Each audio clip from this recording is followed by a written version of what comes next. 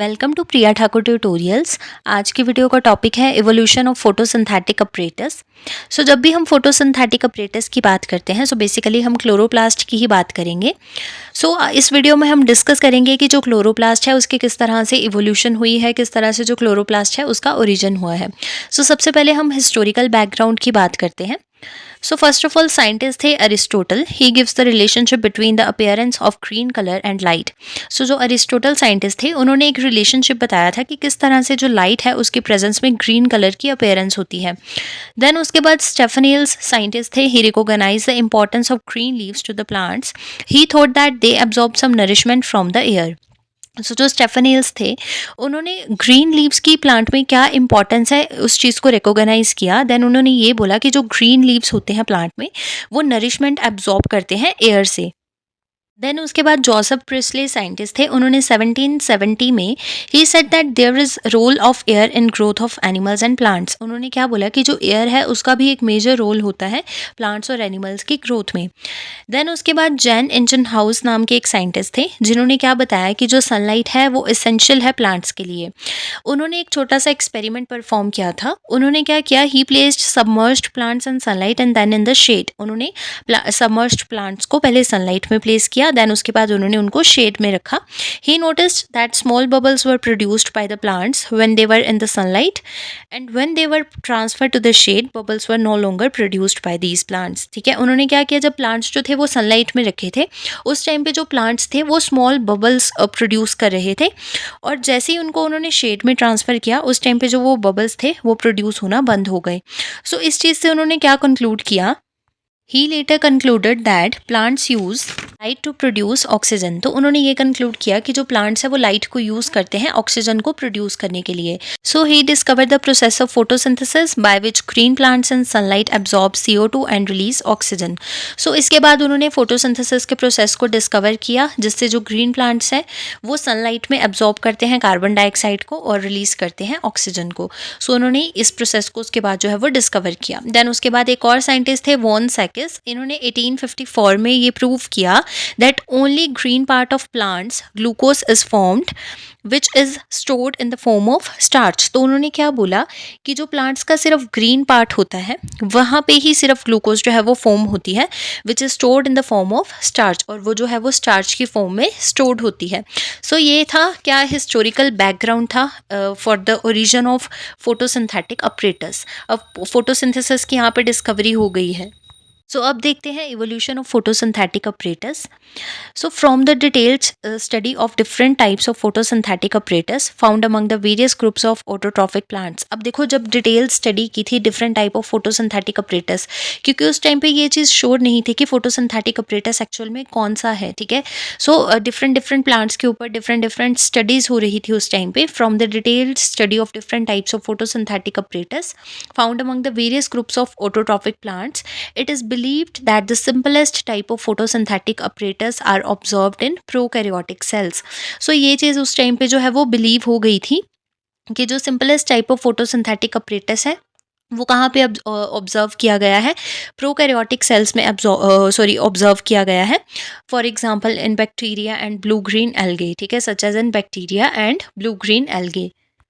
In bryophytes and other higher plants well developed photosynthetic apparatus is found. जो bryophytes थे और other higher plants थे उनमें well developed photosynthetic apparatus जो है वो दिख गया था, which is commonly known as chloroplast, जिसको कॉमनली क्या बोल दिया, chloroplast. Chloroplast is an advanced well organised and complicated photosynthetic apparatus। जो क्लोरोप्लास्ट है वो एक एडवांस वेल ऑर्गेनाइज्ड और एक कॉम्प्लिकेटेड फोटोसिंथेटिक apparatus है। क्लोरोप्लास्ट इवोल्व्ड।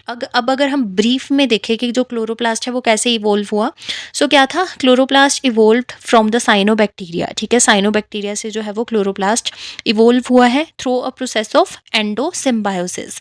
ठीक है, अब देखो एंडोसिम्बायोसिस के प्रोसेस के थ्रू ये जो है साइनोबैक्टीरिया से इवोल्व हुआ है, which involve in a mutualistic relationship between a primitive eukaryote and a photosynthetic bacterium. ठीक है, अब ये किसके बीच में एक म्यूचुअलिस्टिक रिलेशनशिप था, between the primitive eukaryote and a photosynthetic bacterium के बीच में। अब यहाँ पे हम किसकी फोटोसिंथेटिक बैक्टीरियम किसकी बात कर रहे हैं, साइनोबैक्टीरिया की बात कर रहे हैं। देन उसके बाद over time formation of the chloroplast found in modern plants and algae. So इस तरह से ये जो सिम्बायोसिस थी, दिस सिम्बायोसिस इसकी वजह से फॉर्मेशन हो गई थी क्लोरोप्लास्ट की, जो कि अभी मॉडर्न प्लांट्स में और एल्गेस में देखने को मिलता है। सो इस तरह से जो है वो क्लोरोप्लास्ट की इवोल्यूशन हुई थी। सो अब यहाँ पे डायग्रामेटिक वे से देखते हैं इवोल्यूशन ऑफ क्लोरोप्लास्ट। यहाँ से आपको क्लियरली समझ आ जाएगा कि किस तरह से ये सिम्बायोसिस का प्रोसेस था। सो यहाँ पे क्या है, सबसे पहले एक लार्ज प्रोकैरियोटिक सेल है, that is the non photosynthetic cell, ठीक है, जिसके अंदर आपको न्यूक्लियस दिख रहा है। ऑन अदर हैंड सेकंड क्या है डायग्राम में, वो एक ब्लू ग्रीन एल्गे है, जिसको आप साइनोबैक्टीरिया बोल सकते हो या फिर जिसको आप फोटोसिंथेटिक बैक्टीरिया भी बोल सकते हो, जिसके अंदर डीएनए प्रेजेंट है एंड राइबोसोम्स वहाँ पे प्रेजेंट है, और नीचे जो आप उसके स्ट्रक्चर देख रहे हो वो मीजोसोम्स हैं, ठीक है। सो जब ये दोनों, ठीक है, एक तो हो गया प्रोकैरियोटिक सेल और एक ब्लू ग्रीन एल्गे, इन दोनों ने ड्यूरिंग इवोल्यूशन क्या किया, एंडोसाइटोसिस किया। जो लार्ज सेल था उसने इनगल्फ कर लिया स्मॉल सेल को अपने अंदर, ठीक है। अब यहाँ पे लार्ज सेल कौन सा है, that is the prokaryotic cell, और जो स्मॉल सेल जिसकी हम बात कर रहे हैं वो कौन सा है, ब्लू ग्रीन एल्गे या फिर जिसको आप साइनोबैक्टीरिया बोल रहे हो, वो इनगल्फ कर लेगा स्मॉल सेल को। सो इस तरह से वो जो है वो इनगल्फ कर लेगा, जिसको हम एंडोसिम्बायोसिस बोलेंगे। अब यहाँ पे आप देखो जो लार्ज सेल है वो ऊपर की तरफ प्रेजेंट है, जिसको हम होस्ट सेल बोल रहे हैं, और नीचे जो इसने इनगल्फ किया है स्मॉल सेल को, जो कि फोटोसिंथेटिक बैक्टीरिया है, ब्लू ग्रीन एल्गे है, या फिर आप उसको साइनोबैक्टीरिया बोल सकते हो। सो इस तरह से ये क्या करेंगे, एक म्यूचुअलिस्टिक रिलेशनशिप जो है वो शो करते हैं। देन उसके बाद इस तरह का एक स्ट्रक्चर आपके सामने आ जाएगा आफ्टर एंडोसिम्बायोसिस। इस तरह से जो है वो क्लोरोप्लास्ट का स्ट्रक्चर जो है वो इवोल्व हुआ था। यहाँ पे आप देख सकते हो न्यूक्लियस प्रेजेंट है, होस्ट सेल है, उसके अंदर क्या है, stroma, thylakoids, inner membrane, outer membrane and ribosomes. So ये पूरा क्या है, क्लोरोप्लास्ट का स्ट्रक्चर यहाँ पे जो है वो अपीयर होना स्टार्ट हो गया। सो इस तरह से एंडोसिम्बायोसिस के प्रोसेस के थ्रू जो है वो क्लोरोप्लास्ट का ओरिजिन हुआ था या फिर इवोल्यूशन हुई थी। सो यही है कि किस तरह से जो है वो इवोल्यूशन हुई है फोटोसिंथेटिक अपरेटस की।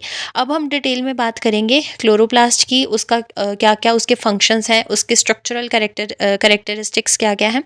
सो वो चीज़ों को अब हम डिस्कस करते हैं। सो क्लोरोप्लास्ट क्या है, it is the combination of two words, chlor and plastos. So जो क्लोर है उसका मीनिंग है ग्रीन, एंड प्लास्टोस जिसका मीनिंग है फोम्ड या फिर मोल्डेड। सो डेफिनेशन की बात करते हैं, chloroplast is an organelle that contains the photosynthetic pigment chlorophyll that captures sunlight and converts it into useful energy, thereby releasing oxygen from water. So chloroplast का क्या काम है, ये पहले तो ये एक ऑर्गेनेली है जिसके अंदर फोटोसिंथेटिक पिगमेंट प्रेजेंट होता है, दैट इज द क्लोरोफिल, जो कि सनलाइट को कैप्चर करता है एंड कन्वर्ट करता है यूजफुल एनर्जी में। देन उसके बाद thereby releasing oxygen from water, water से ऑक्सीजन को रिलीज करता है। नेक्स्ट अब हम बात करते हैं इंट्रोडक्शन की। So chloroplast are found in all green plants and algae. So जो जितने भी ग्रीन प्लांट्स हैं और जितने भी एल्गेज हैं उन सब में क्लोरोप्लास्ट जो है वो प्रेजेंट होती है। They are the food producers of plants. अब हम ये भी बोल सकते हैं कि जो जितने भी ग्रीन लीफी प्लांट्स हैं उन सबका जो फूड प्रोड्यूस करता है वो कौन करता है, chloroplast, bye the process of photosynthesis. And then these are found in mesophyll cells located in the leaves of the plant। अगर ये क्वेश्चन आता है कि जो क्लोरोप्लास्ट है वो कहाँ पे प्रेजेंट होता है लीव्स में, सो जो क्लोरोप्लास्ट है वो मेसोफिल सेल्स में प्रेजेंट होता है in the leaves of the plants. They contain high concentration of chlorophyll that traps sunlight. अब जो क्लोरोप्लास्ट होते हैं उनमें हाई कंसनट्रेशन प्रेजेंट होती है सनलाइट की, जो कि हाई कंसनट्रेशन प्रेजेंट होती है क्लोरोफिल की, जो कि ट्रैप करती है सनलाइट को।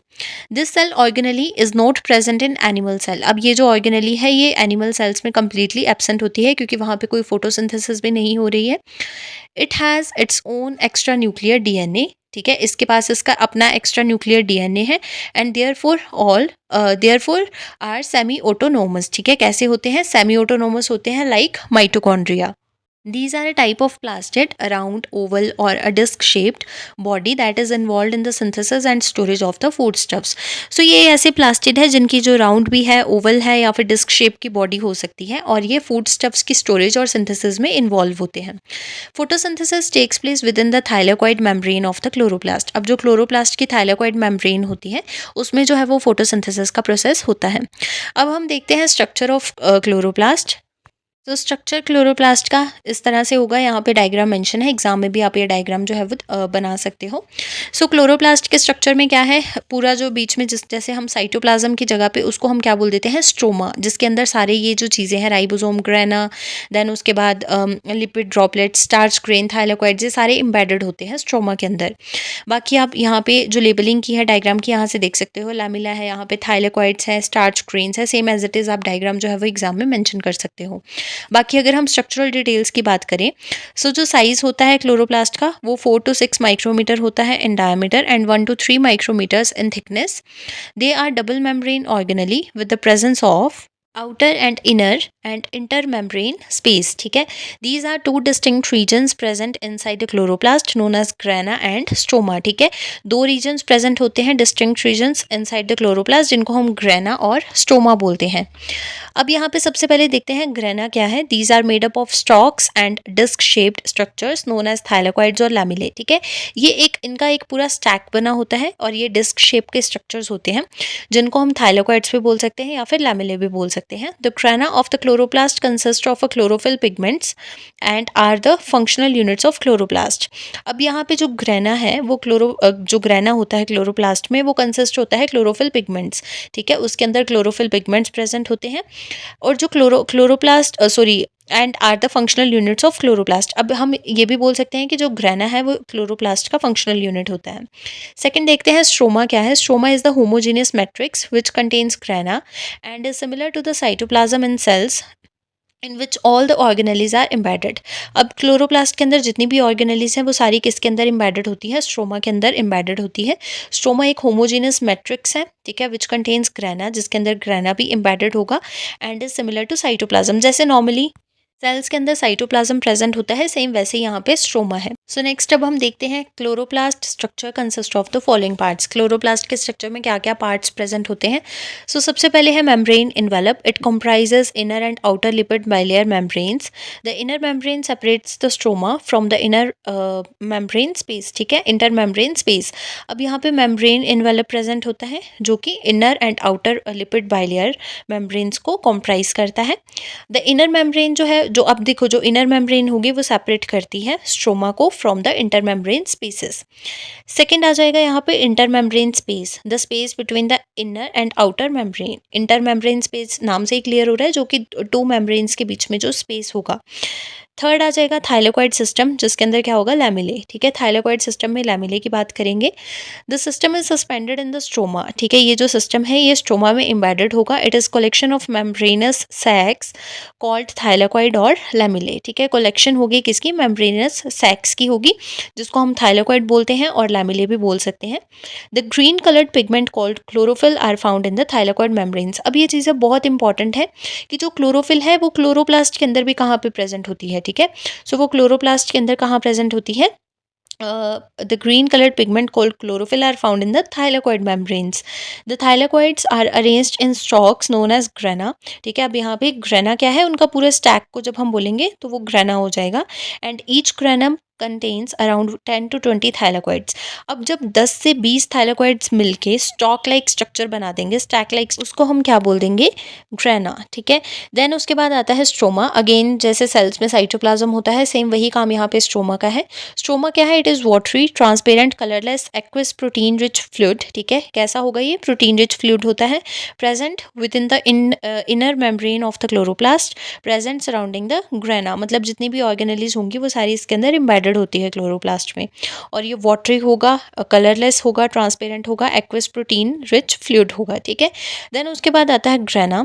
Stack of lamellae in plastids is known as grana. ये मैंने आपको ऑलरेडी बता दिया। लैमिले का जो स्टैक होगा, ठीक है, उसको हम कलेक्टिवली क्या बोल देंगे, ग्रेना बोल देंगे। These are denser green bodies embedded in the stroma. These are the sites of conversion of light energy into chemical energy. अब जो लाइट एनर्जी है वो केमिकल एनर्जी में कहाँ पे कन्वर्ट होगी, ग्रेना में। देन उसके बाद है क्लोरोफिल। क्लोरोफिल जो है वो क्लोरोप्लास्ट में प्रेजेंट होती है। ठीक है, अब ग्रीन फोटोसिंथेटिक पिगमेंट है that helps in the process of photosynthesis. Next अब हम बात करेंगे functions of the chloroplast. Chloroplast के क्या क्या फंक्शंस होते हैं प्लांट्स में।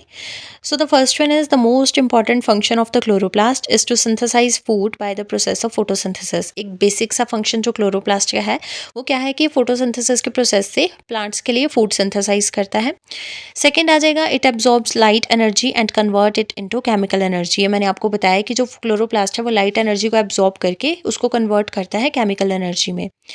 थर्ड आ जाएगा it produces NADPH and molecular oxygen by photolysis of water. ठीक है, जो क्लोरोप्लास्ट है वो NADPH को प्रोड्यूस करता है और मॉलिक्यूलर ऑक्सीजन को भी प्रोड्यूस करता है by photolysis of water. Next आ जाएगा it produces ATP that is the adenosine triphosphate by the process of photosynthesis. ATP को भी प्रोड्यूस करता है, एनर्जी को प्रोड्यूस करता है by the process of photosynthesis. Then उसके बाद प्रोटीन सिंथेसिस में क्लोरोप्लास्ट जो है वो हेल्प करता है। The DNA of the chloroplast codes for chloroplast RNA, tRNA and ribosomal proteins. It also helps to code certain structural proteins of the thylakoid membranes. And next आ जाएगा last heredity carrier. जो chloroplast है वो heredity carrier भी as a heredity carrier भी act करता है। सो ये है कुछ बेसिक फंक्शंस क्लोरोप्लास्ट के, जिसको हम क्या बोल देते हैं, फोटोसिंथेटिक अपरेटस बोलते हैं। सो इस तरह से अगर ये एग्जाम में आपके पास क्वेश्चन आता है कि इवोल्यूशन ऑफ फोटोसिंथेटिक अपरेटस, तो सबसे पहले आप उसके बारे में कुछ हिस्टोरिकल साइंटिस्ट की क्या क्या मतलब उनकी डिस्कवरीज थी, किस तरह से जो है उन्होंने बताया कि फोटोसिंथेसिस का प्रोसेस। अब देखो क्लोरोप्लास्ट का डायरेक्टली जो रिलेशन है वो फोटोसिंथेसिस के साथ ही है। सो सबसे पहले आप फोटोसिंथेसिस का ओरिजिन और क्लोरोप्लास्ट का ओरिजिन आप बता सकते हो हिस्टोरिकल बैकग्राउंड के अंदर। उसके बाद आप इवोल्यूशन शो कर सकते हो कि किस तरह से जो है वो फोटोसिंथेटिक अपरेटस का इवोल्यूशन हुआ है। वो पूरा एंडोसिम्बायोसिस वाला जो प्रोसेस मैंने आपको बताया वो प्रोसेस आप यहाँ पे मेंशन कर सकते हो। देन उसके बाद जो इम्पॉर्टेंट चीज़ है क्लोरोप्लास्ट जो फोटोसिंथेटिक अपरेटस को बताने के बाद, उसकी इवोल्यूशन को बताने के बाद क्या है कि आपने जो फोटोसिंथेटिक अपरेटस है मीन्स जो क्लोरोप्लास्ट है उसके बारे में आपने पूरी डिटेल्स बतानी है कि वो क्या है, उसकी क्या क्या स्ट्रक्चरल मतलब उसके सारे पार्ट्स बताने हैं आपने। देन उसके बाद आप उसके फंक्शंस के बारे में बता सकते हो फोटोसिंथेटिक अपरेटस के बारे में। देन जो डायग्राम है वो सबसे ज़्यादा इंपॉर्टेंट है, क्लोरोप्लास्ट की डायग्राम आपने इसमें मेंशन करनी है।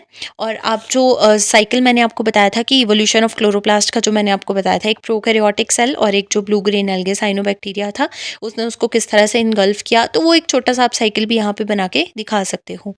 So this is all about the evolution of the photosynthetic apparatus.